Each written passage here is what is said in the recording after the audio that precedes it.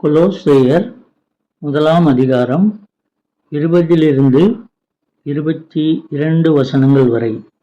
அவர் சிலுவையில் சிந்தின இரத்தத்தினாலே சமாதானத்தை உண்டாக்கி பூலோகத்தில் உள்ளவைகள் பரலோகத்தில் உள்ளவைகள் யாவையும் அவர் மூலமாய் தமக்கு ஒப்புரவாக்கிக் கொள்ளவும் அவருக்கு பிரியமாயிற்று.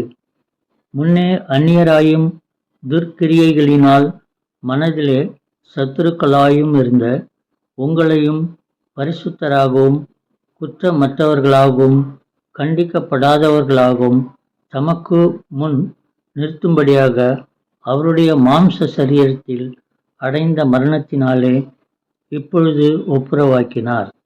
நீங்கள் கேட்ட சுவிசேஷத்தினால் உண்டாகும் நம்பிக்கையை விட்டு அசையாமல் ஸ்திரமாயும் உறுதியாயும் விசுவாசத்திலே நிலைத்திருப்பீர்களானால் அப்படியாகும். சபிக்கப்பட்டவர்கள் சிலுவையில் அறையப்பட வேண்டும் என்பது பிரமாணம். கலாத்தியர் 3:13 மரத்திலே தூக்கப்பட்ட எவனும் சபிக்கப்பட்டவன் என்று எழுதியிருக்கிறபடி கிறிஸ்து நமக்காக சாபமாகி நியாயப்பிரமாணத்தின் சாபத்திற்கு நம்மை நீங்களாக்கி மீட்டு கொண்டார். 1 பேதுரு 2:24 நாம் பாவங்களுக்கு செத்து நீதிக்கு பிழைத்திருக்கும்படிக்கு அவர்தாமே தமது சரீரத்திலே நம்முடைய பாவங்களை சிலுவையின் மேல் சுமந்தார். ஆண்டவராகிய இயேசு நம்முடைய பாவங்களை சிலுவையிலே சுமந்து பாவங்களிலிருந்து நம்மை விடுவித்தார்.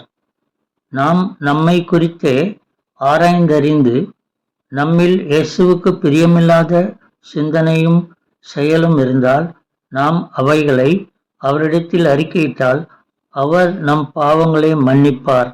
அப்பொழுது நம் மனம் சமாதானத்தோடு காணப்படும். இயேசு கொடுக்கும் சமாதானத்தை நீங்கள் பெற விரும்பினால் இன்றே அவரை நோக்கி பாருங்கள். ஜெபம்.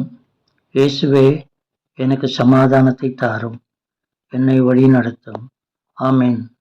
தேங்க்ஸ் ஃபார் வாட்சிங். Like, share, subscribe.